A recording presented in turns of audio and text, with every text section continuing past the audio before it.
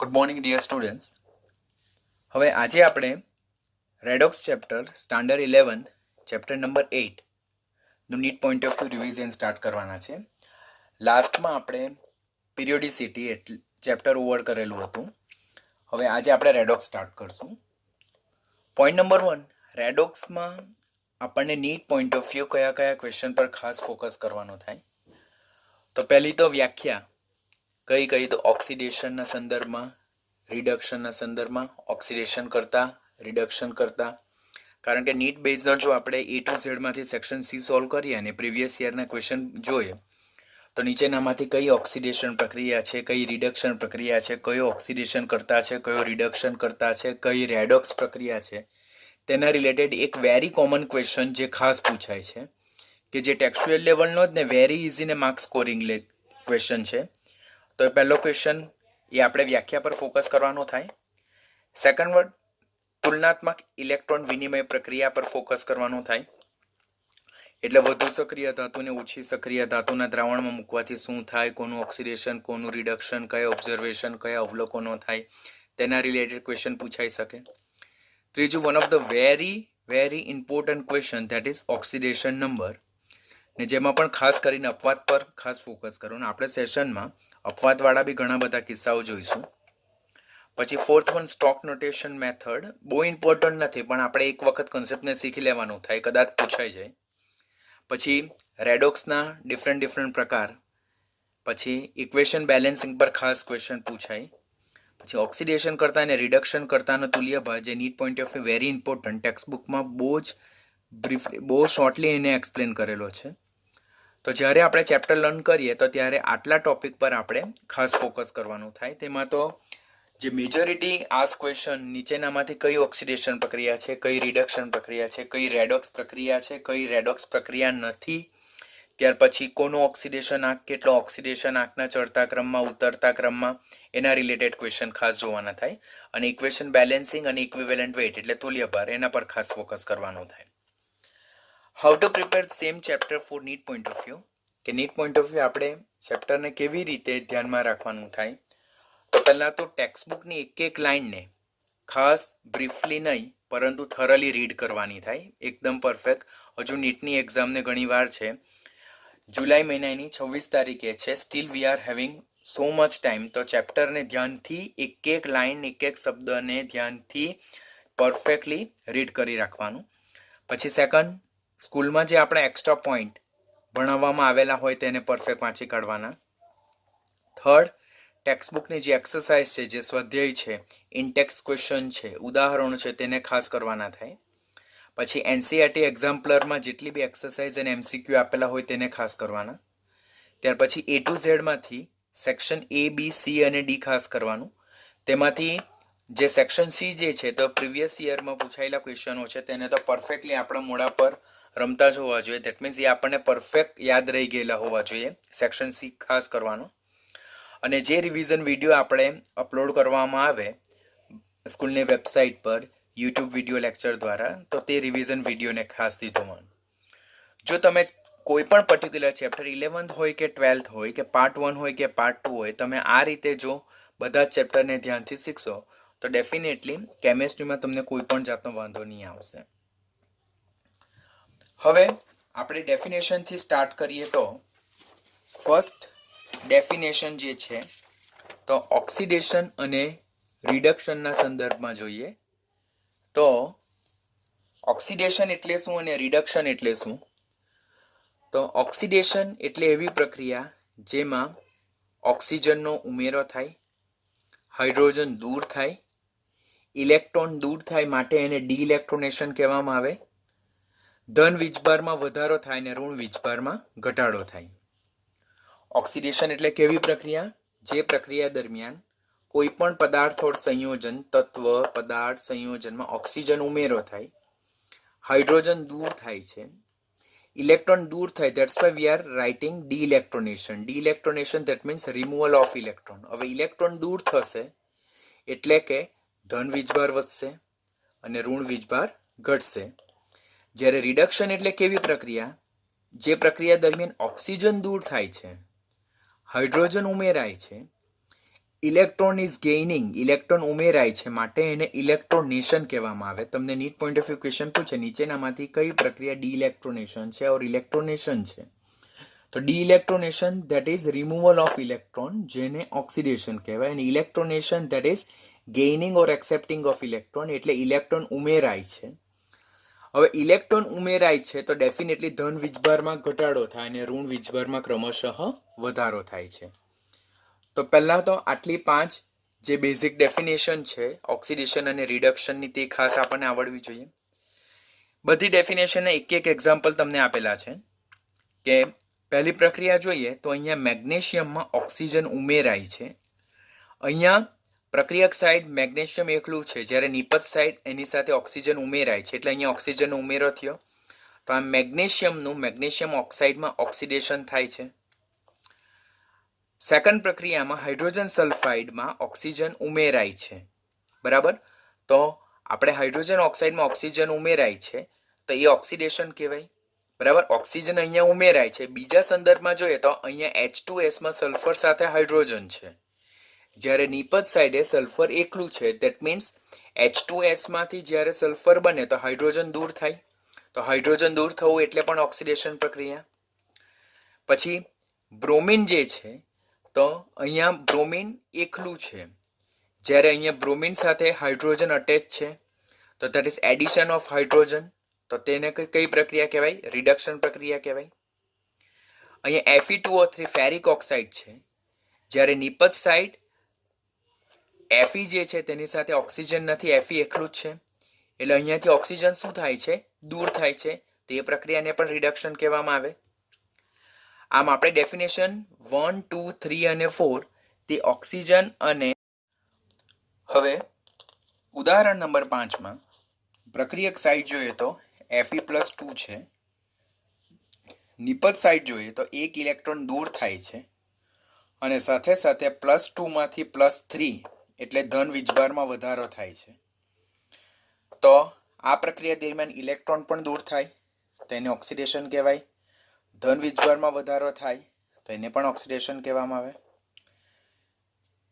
MnO4- ion, જેને permanganate ion કહેવામાં આવે, પરમેંગેનેટ આયન, અને અહીં MnO4- એટલે કે -2 માંથી -1 ઋણ વીજભારમાં ઘટાડો થાય, એઝ વેલ એઝ ઇલેક્ટ્રોન પણ દૂર થાય છે. તો એ પ્રક્રિયાને પણ ઓક્સિડેશન પ્રક્રિયા કહેવામાં આવે. FeCN6-4, FeCN6-3, અહીં -4 માંથી -3 ઋણ વીજભારમાં ઘટાડો થાય છે, એઝ વેલ એઝ ઇલેક્ટ્રોન પણ દૂર થાય છે. તો આ બધી પ્રક્રિયા કે જે પ્રક્રિયા દરમિયાન ઇલેક્ટ્રોન દૂર થાય છે, ધન વીજભારમાં વધારો થાય છે અને ઋણ વીજભારમાં ઘટાડો થાય છે, તો એ બધી પ્રક્રિયાને શું કહેવામાં આવે છે? ઓક્સિડેશન પ્રક્રિયા કહેવામાં આવે છે. તેમાં મેંગેનેટ અને પરમેંગેનેટ આયન વાળું ઉદાહરણ ખાસ યાદ રાખવાનું, અને ફેરોસાયનાઇડ અને ફેરીસાયનાઇડ વાળા ઉદાહરણો ખાસ યાદ રાખવાના. અહીં Fe નો ઓક્સિડેશન આંક +2 છે, અહીંયા Fe નો ઓક્સિડેશન આંક +3 છે, એટલે આ ફેરોસાયનાઇડમાંથી ફેરીસાયનાઇડમાં રૂપાંતર થાય. તો તે પ્રક્રિયાને શું કહેવામાં આવે છે? ઓક્સિડેશન પ્રક્રિયા કહેવામાં આવે છે. ઉદાહરણ નંબર 6 જોઈએ તો ક્લોરીન વાયુમાં 2 ઇલેક્ટ્રોન ઉમેરાઈને 2Cl- બને. તો અહીંયા ઇલેક્ટ્રોનનો ઉમેરો થવો તો રિડક્શન પ્રક્રિયા કહેવાય.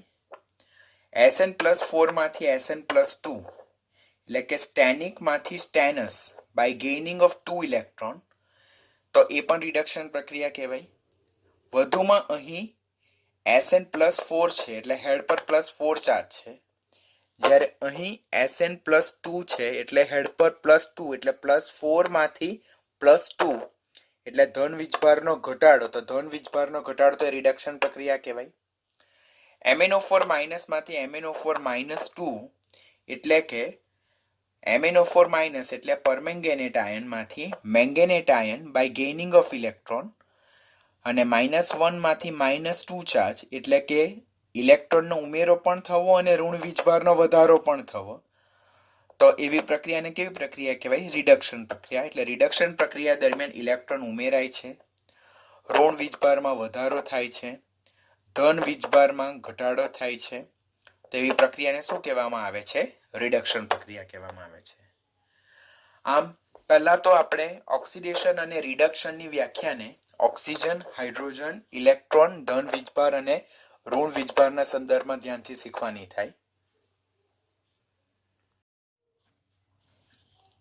વધુમાં ઓક્સિડેશન અને રિડક્શનની ડેફિનેશન જે છે તેને આપણે વિદ્યુત ધનમય તત્વ અને વિદ્યુત ઋણમય તત્વના જો સંદર્ભમાં જોઈએ અને ઓક્સિડેશન આંકના સંદર્ભમાં જોઈએ તો ઓક્સિડેશન એટલે એવી પ્રક્રિયાઓ કે જે પ્રક્રિયા દરમિયાન વિદ્યુત ધનમય તત્વ દૂર થાય છે, વિદ્યુત ઋણમય તત્વ ઉમેરાય છે અને ઓક્સિડેશન આંકમાં ક્રમશઃ વધારો થાય છે. જ્યારે રિડક્શન એટલે એવી પ્રક્રિયા જે પ્રક્રિયા દરમિયાન વિદ્યુત ધનમય તત્વ એટલે ઇલેક્ટ્રોપોઝિટિવ એલિમેન્ટ્સ ઉમેરાય, ઇલેક્ટ્રોનેગેટિવ એલિમેન્ટ્સ દૂર થાય અને ઓક્સિડેશન આંકમાં ક્રમશઃ ઘટાડો થાય. પ્રીવિયસ યરમાં જેઈની એક્ઝામમાં ઓક્સિડેશન આંકના સંદર્ભમાં એટલે એવું પૂછવામાં આવેલું હતું કે ઓક્સિડેશન પ્રક્રિયા દરમિયાન ઓક્સિડેશન એલિમેન્ટ્સનો ઓક્સિડેશન આંકમાં શું ફેરફાર થાય, વધે, ઘટે, અચળ રહે કે વધે ઓર ઘટે. તો ઓક્સિડેશન પ્રક્રિયા દરમિયાન એલિમેન્ટ્સના ઓક્સિડેશન આંકનો વધારો થાય, રિડક્શન પ્રક્રિયા દરમિયાન એલિમેન્ટ્સના ઓક્સિડેશન આંકમાં ઘટાડો થાય છે. Very important. અને એના બેઝ પરથી જ આપણે ઓક્સિડેશન અને રિડક્શનને ખાસ ડિફાઇન કરી શકીએ છીએ અને રેડોક્સ પ્રક્રિયા છે કે નહીં તે નક્કી કરી શકીએ છીએ. પહેલી પ્રક્રિયા જોઈએ તો પોટેશિયમ આયોડાઇડની પાણી સાથેની પ્રક્રિયા થવાથી પોટેશિયમ હાઇડ્રોક્સાઇડ અને આયોડીન છૂટો પડે છે. અહીંયા જોઈએ તો પ્રક્રિયક સાઇડ પોટેશિયમ આયોડાઇડ છે અને નિપજ સાઇડ એકલું આયોડીન છે. તો અહીંયાથી પોટેશિયમ આયોડાઇડમાં તો આયોડીન જે છે આય માઇનસ તેની સાથે કે પ્લસ દૂર થઈને અહીંયા ફક્ત આયોડીન રહી છે એટલે વિદ્યુત ધનમય તત્વ દૂર થાય છે. તો વિદ્યુત ધનમય તત્વ દૂર થવું એટલે કઈ પ્રક્રિયા કેવું? ઓક્સિડેશન કેવું. બીજી પ્રક્રિયા જોઈએ તો અહીંયા મેગ્નેશિયમ અલોન છે, અહીંયા એમાં ફ્લોરિન ઉમેરાય છે. તો આપણને ખબર છે ફ્લોરિન 17મા સમૂહનું તત્વ એટલે કે વિદ્યુત ઋણમય તત્વ, એટલે કે મેગ્નેશિયમ ફ્લોરાઇડ બને તો અહીંયા મેગ્નેશિયમ સાથે ઋણ આયન જોડાયું, ફ્લોરાઇડ આયન. તો વિદ્યુત ઋણમય તત્વનું જોડાવું તો એ પ્રક્રિયાને પણ શું કહેવામાં આવે? ઓક્સિડેશન. આમ ઓક્સિડેશન દરમિયાન ઇલેક્ટ્રોપોઝિટિવ એલિમેન્ટ દૂર થાય છે અને ઇલેક્ટ્રોનેગેટિવ એલિમેન્ટ અંદર પર્ટિક્યુલર એલિમેન્ટ સાથે અટેચ થાય છે. રિડક્શન દરમિયાન શું થાય છે? તો આપણી પાસે ક્યુપ્રિક ક્લોરાઇડ છે, તેમાં આપણે કોપર ઉમેરીએ અને આપણે બનાવીએ છીએ ક્યુપ્રસ ક્લોરાઇડ. હવે અહીંયા ક્યુપ્રિક ક્લોરાઇડ છે તો અહીંયા 2 ક્લોરીન પરમાણુ સાથે 1 કોપર પરમાણુ છે, જ્યારે અહીંયા 2 ક્લોરીન પરમાણુ સાથે 2 કોપર પરમાણુ જોડાયેલા છે. ધેટ મીન્સ અહીં કોપર પરમાણુમાં વધારો થયો એટલે કે વિદ્યુત ધનમય તત્વ ઉમેરાયું. તો વિદ્યુત ધનમય તત્વનો ઉમેરો એટલે એ પ્રક્રિયાને શું કહેવાય? રિડક્શન પ્રક્રિયા કહેવામાં આવે છે. બીજું અહીંયા ફેરિક ક્લોરાઇડ છે, તેની હાઇડ્રોજન સાથે પ્રક્રિયા થતા ફેરસ ક્લોરાઇડ અને HCl છૂટા પડે. તો અહીંયા ફેરિકનું ફેરસમાં રૂપાંતર થાય એટલે કે +3 માંથી +2 માં બને તો +3 માંથી +2 માં એટલે રિડક્શન કહેવાય. વધુમાં અહીંયા Fe સાથે 3 ક્લોરીન પરમાણુ છે અને અહીંયા Fe સાથે 2 ક્લોરીન પરમાણુ છે એટલે વિદ્યુત ઋણમય તત્વ દૂર થાય છે. પરિણામે અહીંયા જે FeCl3 છે તેનું શું થયું કહેવાય? રિડક્શન થયું કહેવાય. આમ ઓક્સિડેશન અને રિડક્શનને ઇલેક્ટ્રોપોઝિટિવ એલિમેન્ટ અને ઇલેક્ટ્રોનેગેટિવ એલિમેન્ટ ના જોઈન થવાનો ઓર દૂર થવાના સંદર્ભમાં પણ આપણે ડિફાઇન કરી શકીએ. લાસ્ટ વન જે છે કે જે નીટમાં ખાસ ક્વેશ્ચન પૂછાય છે, ખાસ કાળજી રાખવાની, ઓક્સિડેશન કરતા અને રિડક્શન કરતાની ડેફિનેશન કે નીચેનામાંથી કયો ઓક્સિડેશન કરતા છે, નીચેનામાંથી કયો રિડક્શન કરતા છે. The NEET point of it's a very important concept, ખાસ કાળજી રાખવાની. ઓક્સિડેશન કરતા જેને જ ઓક્સિડાઇઝિંગ એજન્ટ કહેવાય, જે બીજાનું ઓક્સિડેશન કરે અને જે પોતે શું પામે છે? રિડક્શન પામે છે. દેટ મીન્સ કોઈ પણ રાસાયણિક પ્રક્રિયા દરમિયાન જો કોઈ તત્વ और જો કોઈ સંયોજનમાં રહેલા એલિમેન્ટ્સનું ઓક્સિડેશન થતું હોય કે રિડક્શન થતું હોય તેના બેઝ પરથી આપણે ઓક્સિડેશન કરતા રિડક્શન કરતા નક્કી કરી શકીએ. જો પ્રક્રિયા દરમિયાન સંયોજનમાં રહેલા તત્વોનું શું થાય છે? રિડક્શન થતું હોય અને જે બીજાનું ઓક્સિડેશન કરતા હોય તો એવા પદાર્થને ઓક્સિડેશન કરતા કહેવાય. ઓક્સિડેશન કરતા એટલે શું જે કરતા ધેટ મીન્સ જે કરે છે, જે બીજાનું ઓક્સિડેશન કરે છે અને પોતે શું પામે છે? રિડક્શન પામે છે, તો તેને ઓક્સિડેશન કરતા કહેવાય. એને ઓક્સિડન્ટ પણ કહેવાય ને એને ઓક્સિડાઇઝિંગ એજન્ટ પણ કહેવાય. અને રિડક્શન કરતા એટલે શું? કરતા એટલે જે બીજાનો રિડક્શન કરે છે અને જે પોતે ઓક્સિડેશન પામે છે, તો તેને રિડક્શન કરતા રિડક્ટન્ટ ઓર રિડ્યુસિંગ એજન્ટ કહેવાય. નીટ પોઈન્ટ ઓફ વ્યૂ પહેલા તો તમને ડેફિનેશન યાદ રહેવી જોઈએ કે ઓક્સિડેશન કરતા એટલે બીજાનું ઓક્સિડેશન કરે અને પોતે રિડક્શન પામે, અને રિડક્શન કરતા એટલે જે બીજાનું રિડક્શન કરે અને પોતે ઓક્સિડેશન પામે, તેને ઓક્સિડેશન કરતા અને રિડક્શન કરતા કહેવામાં આવે. જ્યારે નીટમાં ક્વેશ્ચન પૂછાય તો આના લગતા ક્વેશ્ચન ખાસ કોમ્પિટિટિવમાં જોવા મળે. નીચેનામાંથી કયો ઓક્સિડેશન કરતા છે, કયો રિડક્શન કરતા છે, આપેલ પ્રક્રિયામાં ઓક્સિડેશન કરતા ને નું અંતે મળતી નિપજ કઈ, રિડક્શન કરતા ને અંતે નિપજ કઈ, આપેલ સંયોજન ઓક્સિડેશન કરતા કે રિડક્શન કરતા તરીકે વર્તે, કયું સંયોજન ઓક્સિડેશન કરતા રિડક્શન કરતા બંને તરીકે વર્તે, કયું સંયોજન શા માટે ઓક્સિડેશન કરતા શા માટે રિડક્શન કરતા તરીકે વર્તે. તો એના બેઝ પરથી ઇનઓર્ગેનિકને લગતા પણ ઘણા બધા ક્વેશ્ચન પૂછાય જ છે. સો આ જે પોઈન્ટ છે તો તે NEET point of view very important, એને ખાસ તમારે ધ્યાનથી શીખવાનું થશે. આમ ઓક્સિડેશન કરતા જે છે તો તેનું પોતાનું રિડક્શન થાય છે, પોતાનું રિડક્શન થાય માટે એના ઓક્સિડેશન આંકમાં શું થાય છે? ઘટાડો થાય છે. તો ઓક્સિડેશન કરતાનો ઓક્સિડેશન આંક શું થાય છે? ઘટે છે. અને રિડક્શન કરતા એટલે શું? જેનું પોતાનું ઓક્સિડેશન થાય છે તો એનો ઓક્સિડેશન આંક શું થાય છે? વધે છે. તે પોઈન્ટ ઓફ વ્યૂ પણ યાદ રાખવાનું કે ઓક્સિડેશન કરતાનું રિડક્શન થાય તો પ્રક્રિયા દરમિયાન એના ઓક્સિડેશન આંકમાં ઘટાડો થાય, અને રિડક્શન કરતાનું પોતાનું ઓક્સિડેશન થાય તો તેના ઓક્સિડેશન આંકમાં ક્રમશઃ વધારો થાય. આમ ઓક્સિડેશન અને રિડક્શન ને ઓક્સિડેશન આંકના સંદર્ભમાં જો વ્યાખ્યાયિત કરવી હોય તો ઓક્સિડેશન પ્રક્રિયા દરમિયાન ઓક્સિડેશન આંકમાં વધારો થાય અને રિડક્શન પ્રક્રિયા દરમિયાન ઓક્સિડેશન આંકમાં ક્રમશઃ ઘટાડો થાય છે. Now ઇલેક્ટ્રોન ટ્રાન્સફર પ્રોસેસ, જેને તુલનાત્મક ઇલેક્ટ્રોન વિનિમય પ્રક્રિયા પણ કહેવામાં આવે. ખાસ આના બેઝ પર ઇલેક્ટ્રોકેમિસ્ટ્રીને લગતા અને મેટલર્જી એટલે ધાતુકર્મ વિધિને લગતા ક્વેશ્ચનને કોમ્બિનેશન થાય. એટલે આ ટોપિક એ ત્રણ ચેપ્ટરને લગતો ટોપિક છે. એક તો રેડોક્સનો પણ એક ઇમ્પોર્ટન્ટ કન્સેપ્ટ છે. સેકન્ડ વન છે ઇલેક્ટ્રોકેમિસ્ટ્રી, વિદ્યુત રસાયણમાં પણ આ કન્સેપ્ટ તમને ખાસ કામ લાગે છે. અને ત્રીજું ધાતુકર્મ વિધિ એટલે મેટલર્જી ચેપ્ટર જે છે તેમાં પણ સેમ કન્સેપ્ટ તમને ખાસ કામ લાગશે. તો તુલનાત્મક ઇલેક્ટ્રોન વિનિમય પ્રક્રિયા એટલે શું? તો જ્યારે વધુ સક્રિય ધાતુનો સળિયો ઓર પાવડર કે જે મુક્ત ધાતુ સ્વરૂપે હોય તેને ઓછી સક્રિય ધાતુના જલીય દ્રાવણ, ઓછી સક્રિય ધાતુ જે આયન સ્વરૂપે હોય તેના જલીય દ્રાવણમાં જો મૂકવામાં આવે, કોને શેમાં મૂકવામાં આવે છે? વધુ સક્રિય ધાતુને ઓછી સક્રિય ધાતુના જલીય દ્રાવણમાં મૂકવામાં આવે તો વધુ સક્રિય ધાતુ જે છે તે શું પામે? ઇલેક્ટ્રોન ગુમાવીને ઓક્સિડેશન પામશે અને પોતે કયા તરીકે વર્તે? રિડક્શન કરતા તરીકે વર્તે. અને ઓછી સક્રિય ધાતુ જે છે તો તે ઇલેક્ટ્રોન મેળવીને રિડક્શન પામશે અને આયનમાંથી એ એલિમેન્ટલ સ્ટેટમાં શું પામશે? રિડક્શન પામશે અને ઓક્સિડેશન કરતા તરીકે વર્તે. તો પહેલો જ ક્વેશ્ચન શું બને કે નીચેનામાં ક્યારે રેડોક્સ પ્રક્રિયા સંભવિત થાય? તો વધુ સક્રિય ધાતુને ઓછી સક્રિય ધાતુના જલીય દ્રાવણમાં મૂકવાથી. હવે ધાતુની સક્રિયતા એટલે શું? તો ધાતુની ઇલેક્ટ્રોન ગુમાવવાની વૃત્તિ.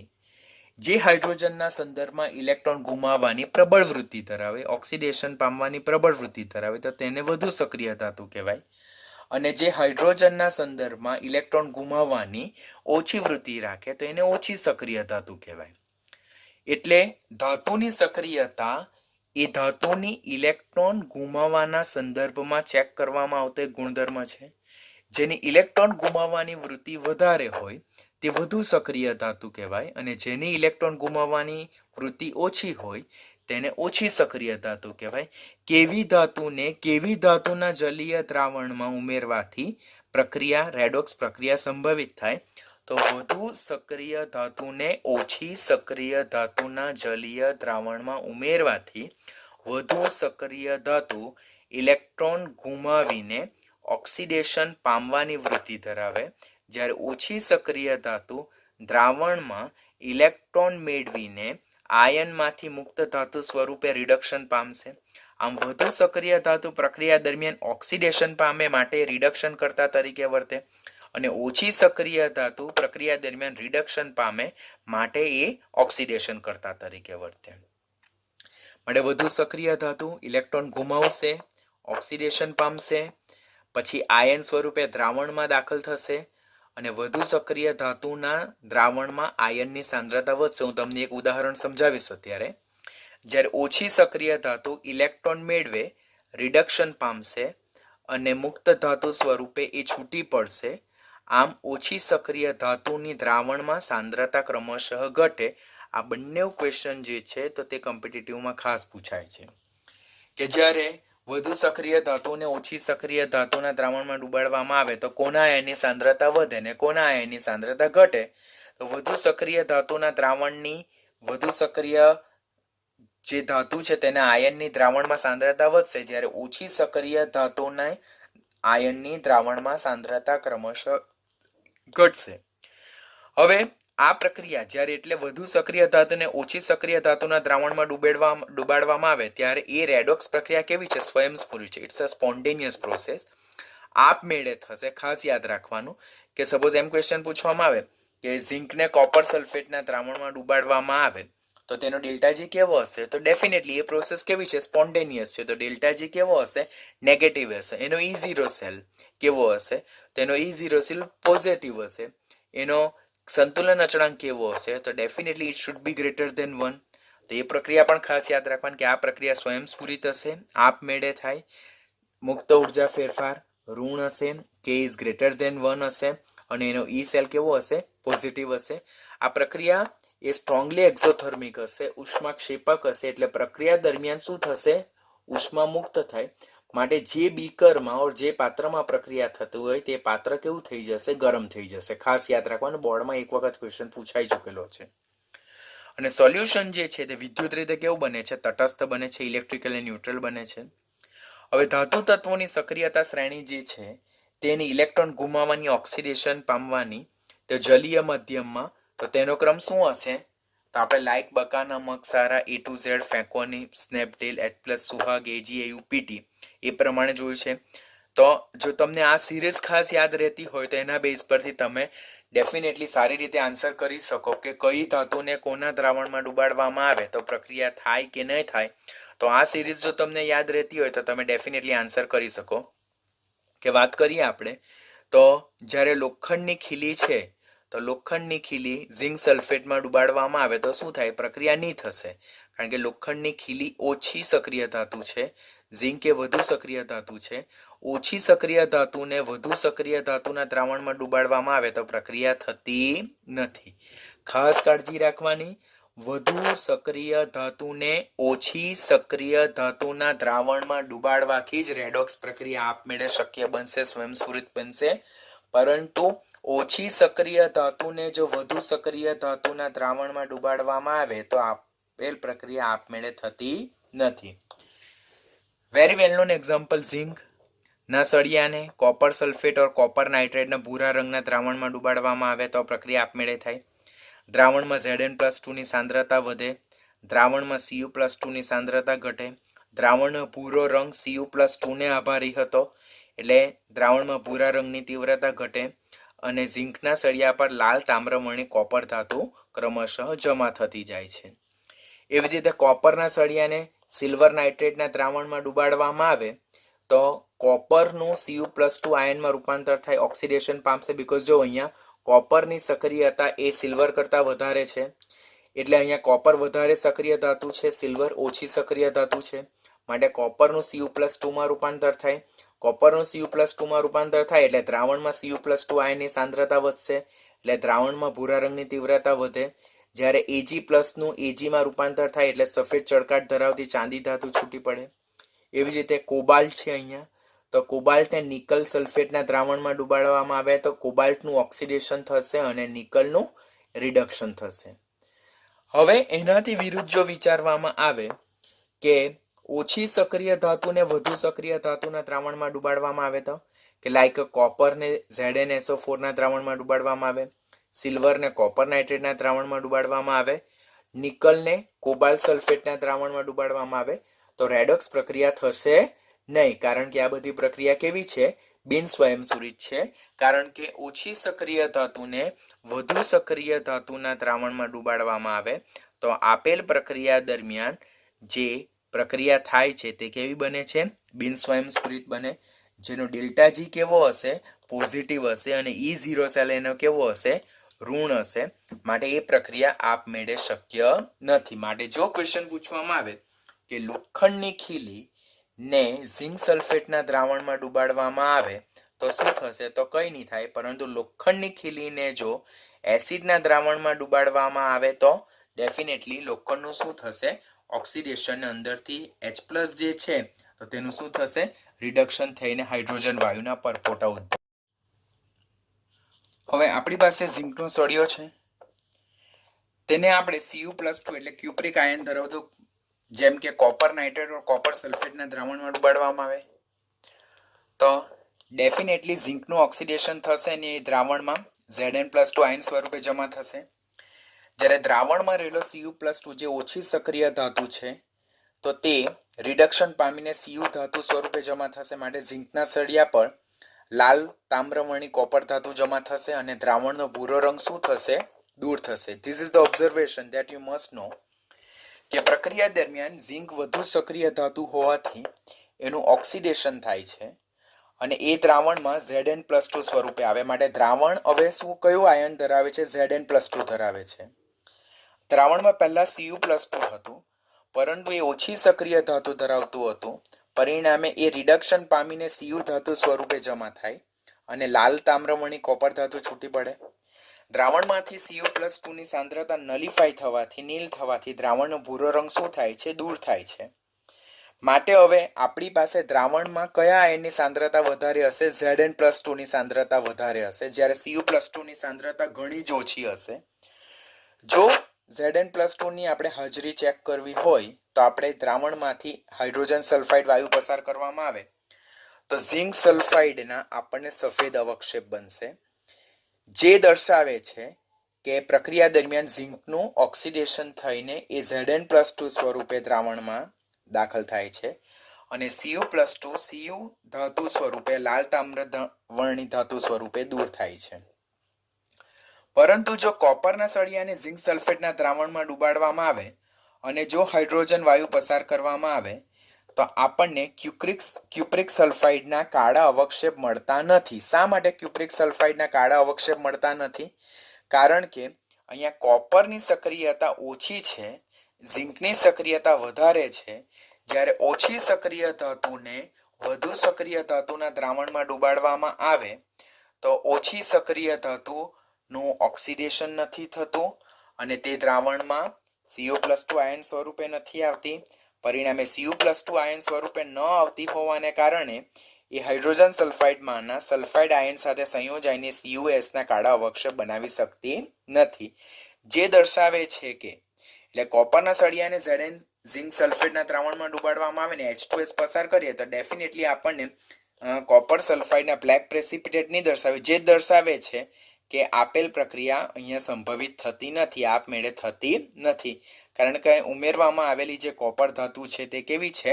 ઓછી સક્રિય ધાતુ છે. પરિણામે આ બિન સ્વયંસ્ફુરિત પ્રક્રિયા છે અને it's a non spontaneous redox reaction. એના માટે ડેલ્ટા જીનું મૂલ્ય 0 કરતાં વધારે છે અને એનો E સેલ કેવો છે? ઋણ પ્રકારનો હશે. તો જે તુલનાત્મક આપણે ઓક્સિડેશન અને ઓક્સિડેશન કરતા રિડક્શન કરતા એ જુદા જુદા સંદર્ભમાં વ્યાખ્યા શીખ્યા, એના બેઝ પરથી આપણને ઓક્સિડેશન રિડક્શન ડેફિનેશન આવડવી જોઈએ. કઈ ઓક્સિડેશન પ્રક્રિયા, કઈ રિડક્શન પ્રક્રિયા તે આપણને આઈડેન્ટિફાય કરતા આવડવું જોઈએ. અને તુલનાત્મક જે ઇલેક્ટ્રોન વિનિમય પદ્ધતિ છે તેના બેઝ પર પણ ખાસ ક્વેશ્ચન પૂછાય કે નીચેનામાંથી કઈ પ્રક્રિયા સ્વયંસ્ફુરિત છે, કઈ પ્રક્રિયા સ્વયંસ્ફુરિત નથી. ઝિંકને કોપર સલ્ફેટના દ્રાવણમાં ડુબાડવામાં આવે તો શું ઓબ્ઝર્વેશન જોવા મળશે? કોપરને ઝિંક સલ્ફેટના દ્રાવણમાં ડુબાડવામાં આવે તેનો ડેલ્ટા જી, E0 સેલ, સંતુલન અચળાંક K નું મૂલ્ય કેવું હશે?